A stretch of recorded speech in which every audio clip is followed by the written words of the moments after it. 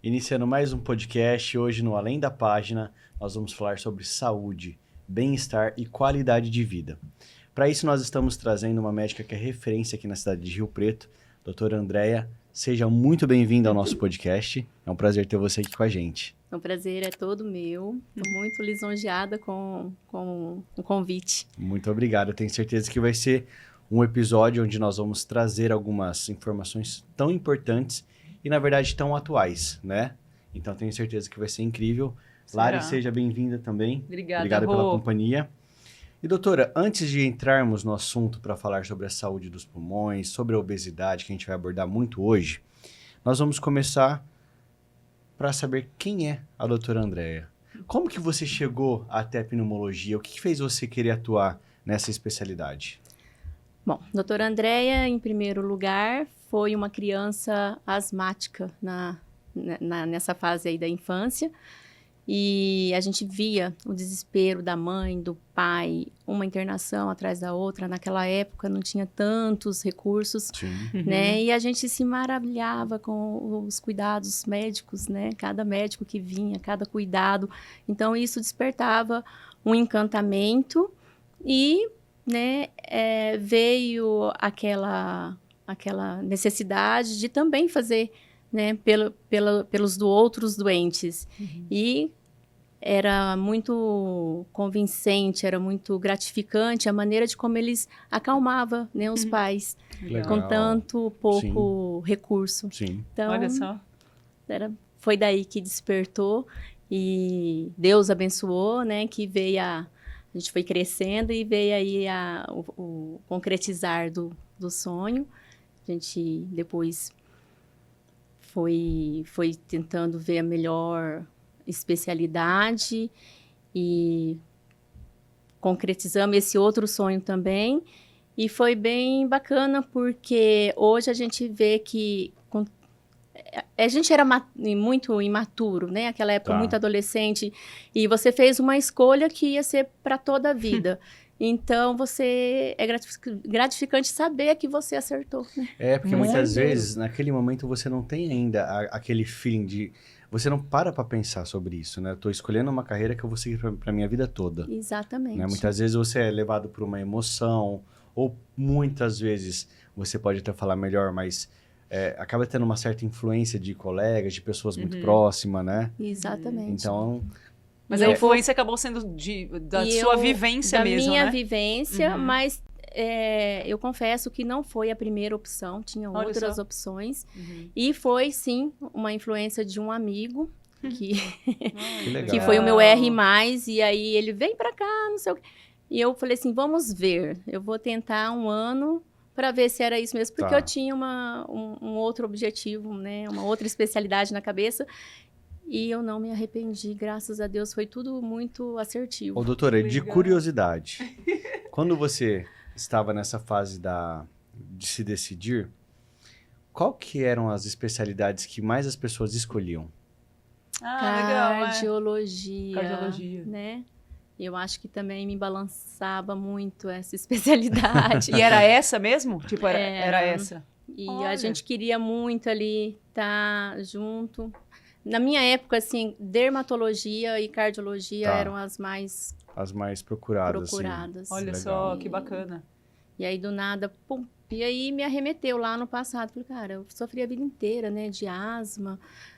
Existe a asma que, na adolescência, com a melhora do sistema imunológico, ela desaparece. Ela pode até voltar de novo.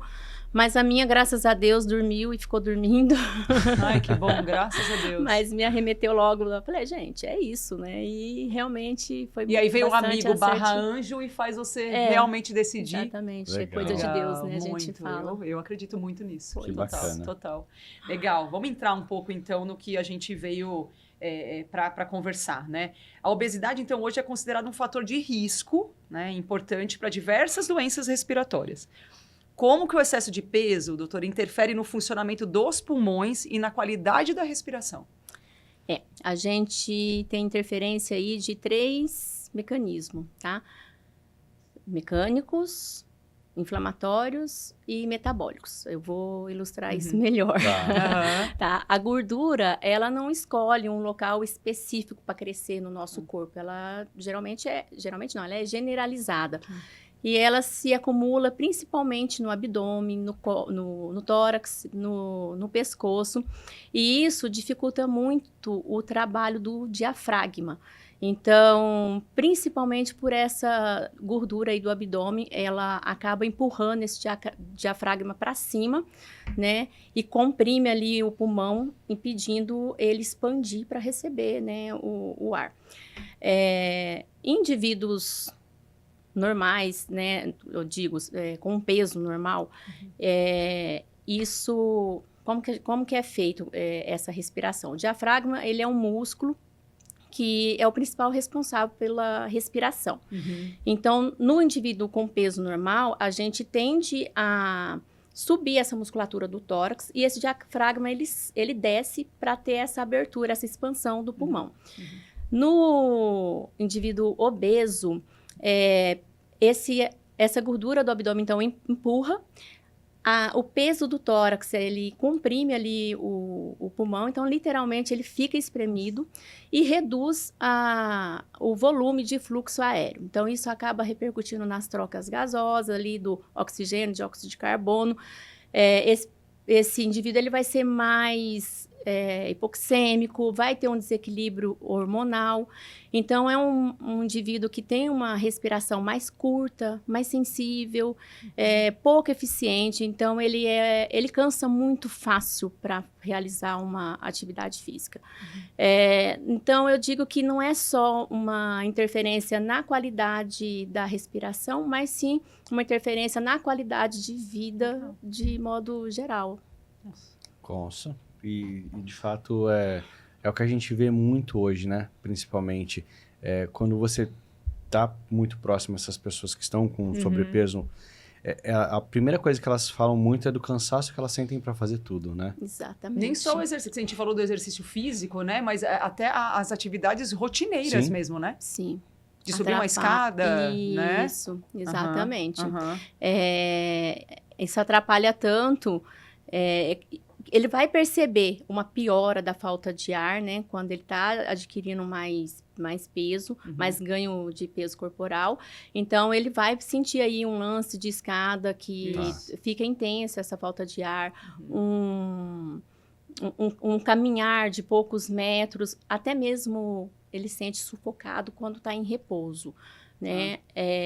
Esse indivíduo, ele também vai perceber, se ele for asmático, que os sintomas da asma deixam de ter controle com as mesmas medicações, já fica mais complicado aí de ter o controle dos sintomas. Maravilha. Perfeito. Ô, doutora, e quais seriam alguns desses principais alertas, né, de que a obesidade já está impactando, de fato, essa saúde respiratória do paciente? É isso aí. Ele vai perceber esse aumento, né, da falta de ar para fazer pequenas atividades. E aí, nesse momento, é um paciente que ele vai perceber esse impacto na qualidade de vida. Ele vai deixar de praticar coisas corriqueiras que uma pessoa da mesma idade, sem obesidade, é capaz de fazer, e ele vai sentir essa limitação. Então, nesse momento, é muito importante a procura de um profissional especializado, né, para estar fazendo um acompanhamento. E aí, falando só um pouquinho, trazendo para a nossa realidade que nós vivemos hoje, aqui no nosso clima da nossa cidade é um clima bem seco, né? Sim. E isso dificulta ainda mais a vida dessa pessoa, né? Sim, porque com a umidade baixa do clima, a gente tem uma via aérea mais sensível, né? Ela fica mais sensível. E essa população de obeso, ele tem já uma diminuição do calibre ali da via aérea que dificulta a passagem de ar. Então, imagina essa via aérea já mais estreita e mais sensível, mais inflamada, né? Que por si só, pela obesidade, ela já tem uma inflamação maior, mas vai estar mais sensível por conta da agressão de pouca umidade. Maravilha. Agora, doutora, vamos falar um pouquinho sobre a questão da apneia, né, do sono, que ela está relacionada diretamente com a obesidade. Então, por que isso acontece e quais são as consequências dessa doença quando não são tratadas, quando ela não é tratada? Essa pergunta é muito boa, né? A resposta é sim. E os estudos mostram que 70% dos diagnósticos de apneia do sono de moderada a grave é numa população com excesso de peso. E cada 10% de aumento no peso corporal aumenta em 6 vezes mais o risco de apneia. A apneia do sono é um dos sintomas respiratórios mais comuns do sono, né? E causa ali uma obstrução do fluxo aéreo. E isso leva a um descontrole da pressão arterial, pode ocasionar arritmia cardíaca, aumenta o risco de eventos cardiovasculares como infarto, AVC. O indivíduo, ele tende a ficar mais depressivo, tá? Por N interferências. Ele vai ficar mais cansado. Então, assim, ele limita muito a qualidade de vida por conta dessas doenças aí que vão agregando. Tá. Ô, doutora, mas aí, por exemplo, quais são os tratamentos hoje para esse indivíduo, né, que são mais eficazes, né? Principalmente esses pacientes com sobrepeso ou os pacientes que já estão nessa obesidade mesmo. Só o emagrecimento é uma condição? Ou o que mais pode ser oferecido? A gente fala que é um tratamento multifocal, tá? Então, é claro, o emagrecer, a perda de peso vai ajudar bastante, vai favorecer muito aí. Em alguns casos, quando esse IMC atinge abaixo de 30, a gente consegue até reverter a apneia, isso tudo porque a gente diminui bastante essa gordura no organismo, então melhora muito a inflamação, as trocas gasosas, mas o tratamento mesmo, assim, que a gente chama de padrão ouro, é o uso do CPAP. Né? Ele é um aparelho que ele promove uma pressão positiva ali na via aérea e contínua, né? Que o indivíduo vai usar ali durante o sono. E essa via aérea vai manter aberta, facilitando aí a oxigenação, né? As trocas gasosas. Então, a gente percebe nitidamente uma melhora da saturação de oxigênio, dos níveis de pressão. Ele é muito, muito engraçado, assim, eu até falo. O paciente entra no consultório depois de um mês de uso do CPAP, já com uma fisionomia muito mais leve. A pessoa, quando ela tem apneia, ela não dorme direito, ela não tem um sono reparador, então ela tem aquela fisionomia de cansaço, né? De como trabalhou a noite inteira e, né, não atingiu aquele sono reparador. Então, e diminui, né, com o uso do CPAP contínuo, regular, os riscos de eventos cardiovasculares também, né? Diabetes tipo 2, a gente pode desenvolver quando a apneia não é tratada. Então, a gente diminui riscos de várias doenças e então vale muito a pena. Tem mais. Tá? Na apneia leve, a gente também pode abrir mão aí de um aparelho intraoral, mas geralmente a gente encaminha esse paciente para um bucomaxilar, tá? E para esses pacientes também que usam o CPAP, mas não se adaptou, para não ficar sem nenhum tratamento, a gente também acaba indicando esses dispositivos intraoral. É claro que, por exemplo, assim, doutora, a gente fala que para uma pessoa que está no sobrepeso ou ela já está numa obesidade, o mais indicado é ela cuidar do seu organismo e buscar um emagrecimento, né, saudável, de uma forma correta. Mas a gente também tem, acredito, e a senhora já deve ter visto, que a gente tem muito aquelas pessoas que são muito resistentes ao emagrecimento, né? Nesse caso, o CPAP, ele traz o mesmo efeito para aquela pessoa que apenas está usando o aparelho, mas não está se preocupando com esse emagrecimento? Não, isso que eu falei é perfeito. a gente precisa dessa atuação multifocal. O emagrecimento, ele é fundamental. O mudar de hábito, né, a mudança comportamental é fundamental, precisa emagrecer. Então, quando a gente percebe que esse paciente realmente não está conseguindo, a gente ainda tem lá o tratamento medicamentoso. Hoje, né, está muito aí na moda a X-hepatida, né?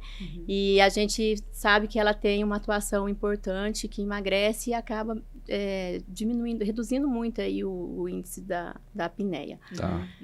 Temos também a cirurgia bariátrica, né? Que ela, assim, de cara, ela não vai livrar o paciente do CPAP, mas a gente consegue reduzir bastante a pressão do aparelho. Isso.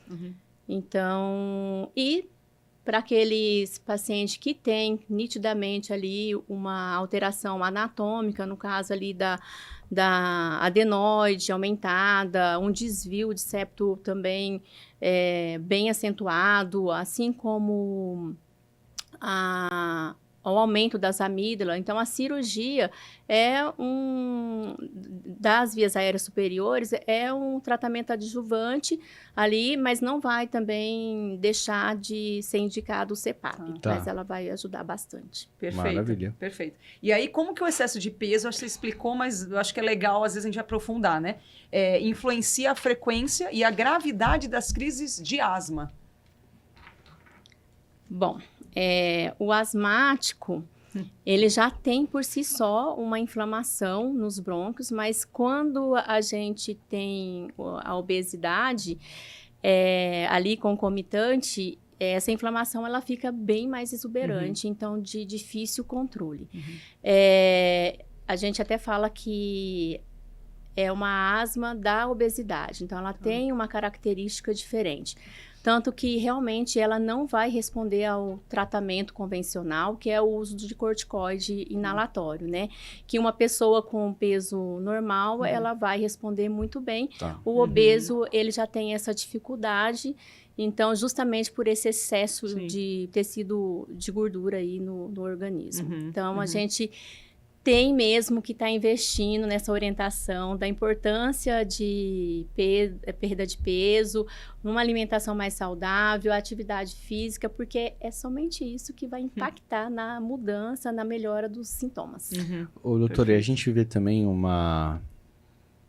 movimento, né, de muitas pessoas tomando essa consciência de uma vida mais saudável, mas ainda nós estamos bem longe, né, de conseguir, de fato.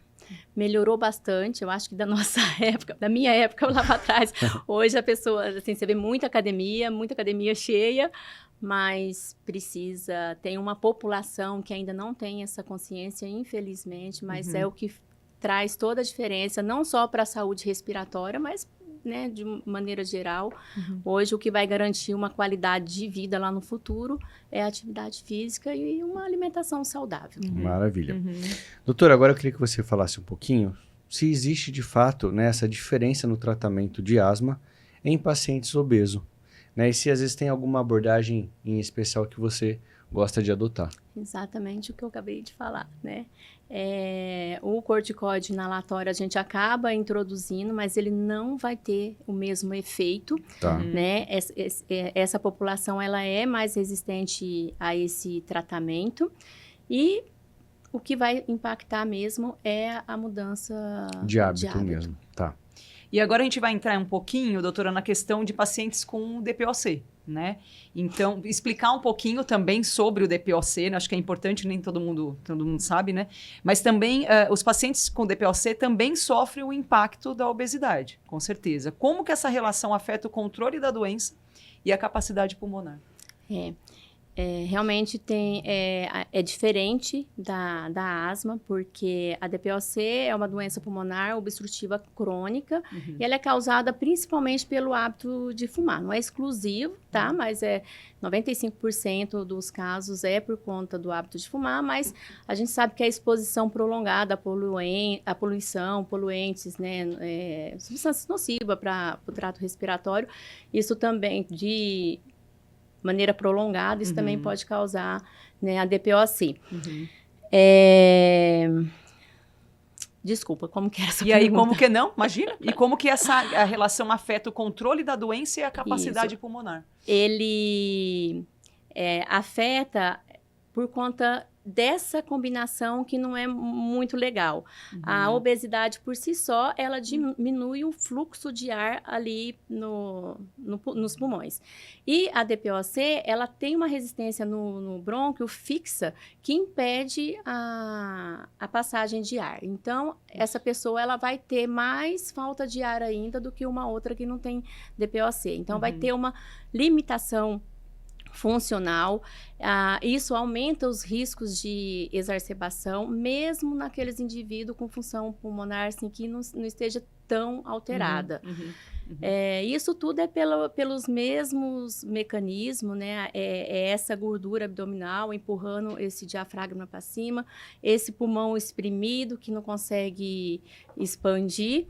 Então, assim, esse paciente, como ele vai ter os sintomas muito mais acentuados, ele não vai dormir bem, ele vai estar mais limitado para a realização de atividade física, então ele não vai querer fazer, porque ele usa muito a musculatura ali acessória também durante uma atividade física, e o fato dele se limitar a não fazer a atividade física, isso vai fazer com que ele também ganhe mais peso e os sintomas sejam mais exuberantes. Sim. Maravilha. Sim. Agora eu queria perguntar um pouquinho sobre essa relação, né? Que muita gente confunde asma e bronquite, né? Como que a gente pode diferenciar essas duas e por que, de fato, hoje essa confusão é tão comum? Ela é muito comum mesmo, não só entre os pacientes, mas até mesmo entre os profissionais de saúde. Um pouco é cultural mesmo, né? Desde lá de trás, a gente também, até nós médicos, tinha uma como que fala? A gente também não conseguia caracterizar isso direito, mas já está bem estabelecido. E eu não vou falar só das duas, mas eu vou acrescentar aí a bronquite aguda também, tá? Porque ela está muito presente. Mas vamos lá, começar pela asma.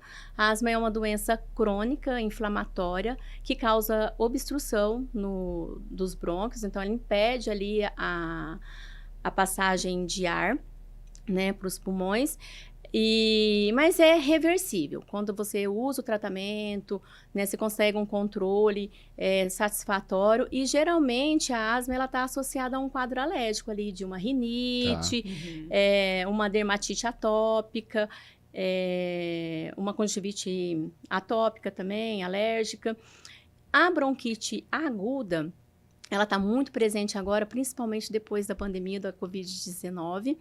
É uma irritação no brônquio ali por conta de um contato com o vírus. Então, o paciente vai ter sintomas ali por um período, vai incomodar, mas é uma coisa pontual que vai resolver e pronto, vai passar. Tá? Eu até brinco com meus pacientes que nesse momento da bronquite aguda, a gente tem que manter a calma, dar um passinho para trás e lembrar dos avós, um chazinho quente, né? Só a medicaçãozinha sintomática mesmo e aguardar a resolução. A bronquite a bronquite crônica, ela é causada principalmente pelo hábito de fumar, como eu disse, ela tem uma relação muito estreita aí com o tabagismo e causa uma obstrução fixa nos brônquios. E aqui o tratamento também é diferente. A gente precisa abrir esse brônquio para a pessoa ventilar bem. Então, a gente precisa de broncodilatador. Então, o sintoma comum dessas três é a tosse. Então, por isso, né, que existe essa confusão. Exatamente. Mas são entidades diferentes e que demandam tratamentos diferentes e é muito importante a gente fazer essa diferenciação para tratar corretamente. Maravilha. Não, perfeito. E acho que você já respondeu a próxima. Sim. Que a gente ia perguntar sobre isso, sobre a asma alérgica e quais são os gatilhos mais frequentes, né? A gente fala dos gatilhos, então. Então, a asma, né, alérgica, ela é um subtipo da asma crônica, da asma, né? E só que é o subtipo mais frequente, está relacionado, né, com esse quadro alérgico aí de rinite, conjuntivite alérgica, é um pouco mais raro, mas tem aí a alergia à alimentação também. E os principais gatilhos que a gente percebe é o contato com o ácaro, né? O ácaro está muito na poeira doméstica. Então, por isso que a gente orienta bastante ali, tira o carpete, cortina, né? Porque é onde acumula mais poeira e ali a gente sabe que tem mais a presença do ácaro. Tem pacientes que desencadeiam o gatilho, é perfume, fumaça de cigarro, né, mofo. A gente tem que ter muito cuidado. Às vezes a gente dá, assim, pouca importância ali nessas áreas mais úmidas da casa, que tem um mofinho ali. Isso é um veneno para os asmáticos, tá? Inclusive, pode causar uma pneumonia muito grave, que a gente chama pneumonia de hipersensibilidade. Pode deixar aí como sequela uma fibrose pulmonar. Tá. Então, olha só, os principais são Existe alguma correlação também com animais, esse tipo de coisa? Isso, além desse contato do mofo, principalmente com os pelos, né, dos animais, gato, cachorro, né? Eu tenho uma curiosidade também, doutora, com relação àqueles... Como que é o nome, gente? Difusor de ar? É difusor também, que fala? Difusor, também.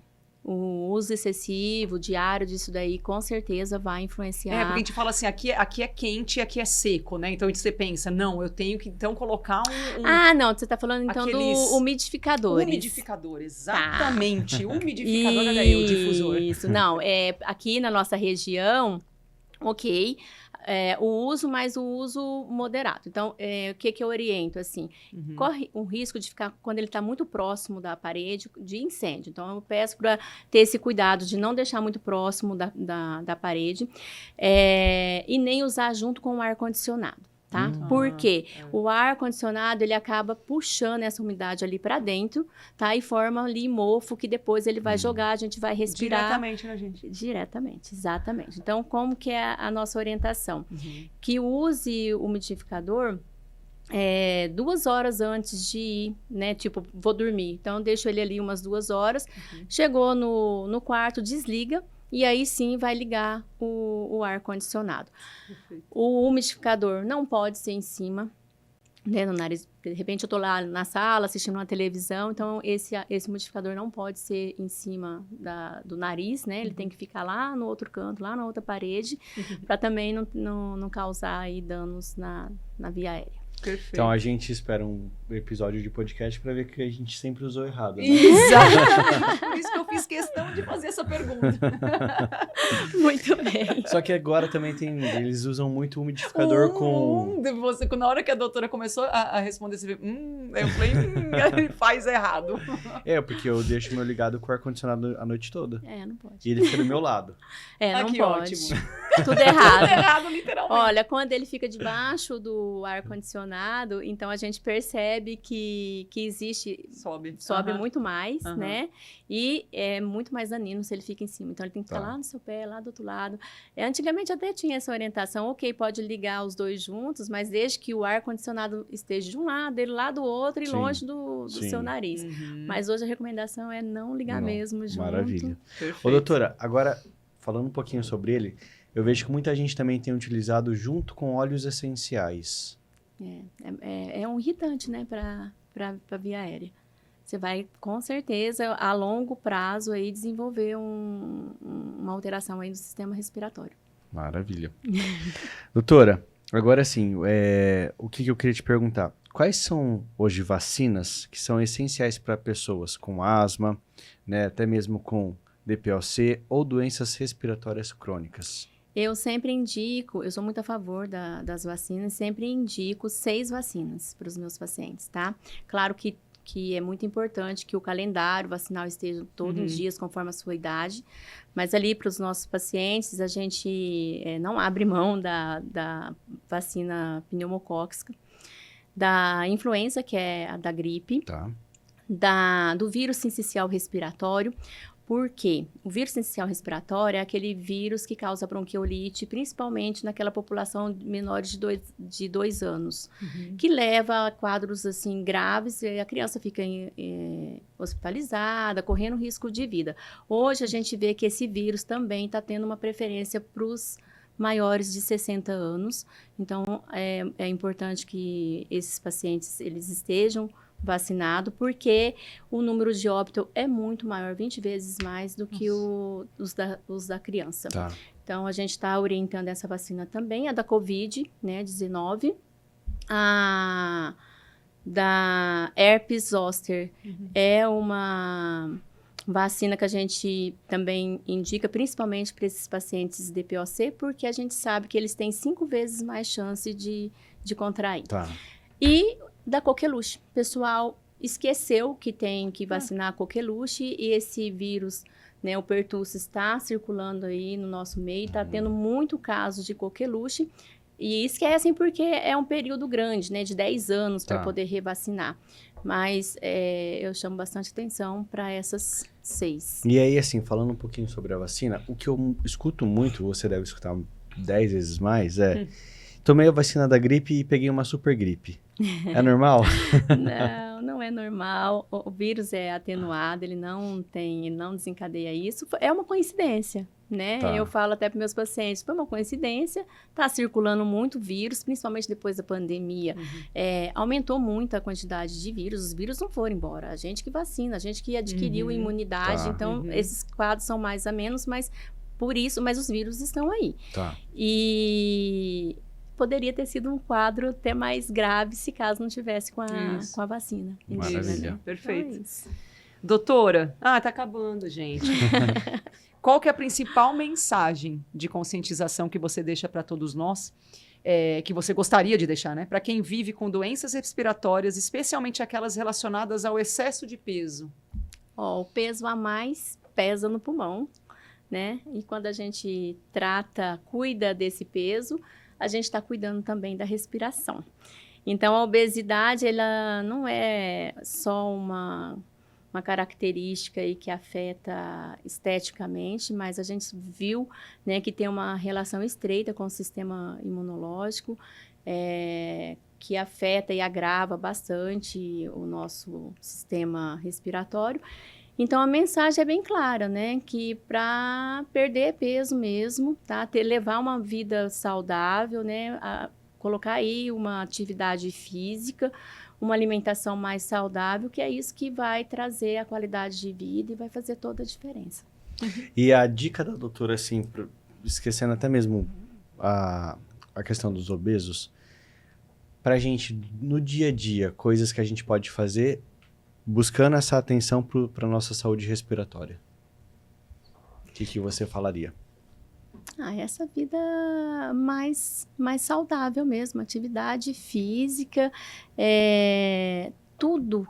Se você, várias coisas que a gente põe na mesa para comer, inflama o organismo. Isso vai repercutir, essa inflamação ela vai atingir ali os brônquios, vai deixar esse organismo mais inflamado.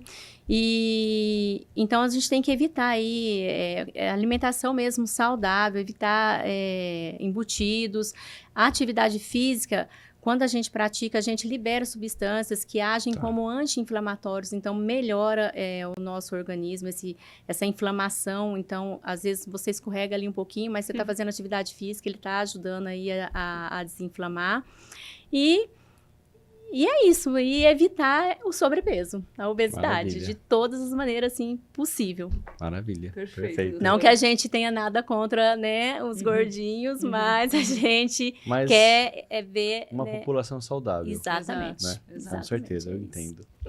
E com essa tecnologia tá tão difícil disso também, né? Como agrava, né? O uso excessivo grande- também, né? É um vilão Isso, também, né?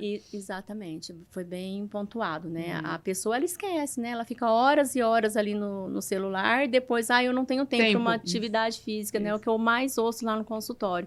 Mas quanto tempo que você tem de celular? Pois é. Você diminui 1 hora, você vai lá e faz uma atividade física e você ganhou muito aí para para a tua vida aí, né, em qualidade. Com Exato, certeza. Exato. Doutora, obrigado pela sua participação. Foi um prazer ter você aqui com a gente. Eu que agradeço. Está super convidada a voltar.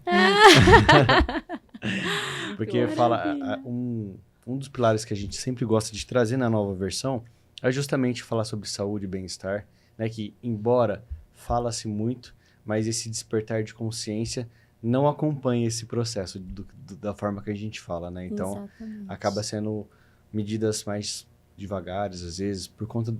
Eu acho que requer, primeiramente, cada um olhar para si e ver o que quer, de fato, mudar e melhorar, né? Então, Exatamente. muitas vezes esse processo não acontece de uma forma tão rápida. É um trabalho de formiguinha. E eu acredito muito que você deva ver no seu consultório a pessoa que muitas vezes ela muda na hora que ela já tá lá embaixo. Exatamente. Né? Quando já tá grave, né? E lembra direitinho o que a gente orientou, volta lá e Bem conta. que você falou, né, doutora? Que era pra fazer isso. Eu avisei. Então, por isso que a gente adora trazer esses doutora temas. barra mãe, né? Porque mãe é assim também. Eu avisei que isso ia acontecer. Isso, eu falo, olha, eu não sou sua mãe, mas eu vou precisar de agir como tal. Às vezes eu até dou uns exemplos lá, eu faço isso com minhas filhas e eu vou fazer agora com você. Exatamente, legal, muito bom. Muito obrigado, doutora. Obrigada a vocês. Lari, obrigado pela doutora. participação. Foi muito satisfatório. Amei, foi mesmo. Para Também. nós também. E nós vamos finalizando por aqui mais esse episódio. Só que em breve nós estamos voltando com mais histórias que merecem ser contadas, porque agora também a nova versão está além da página. Até a próxima e um abraço.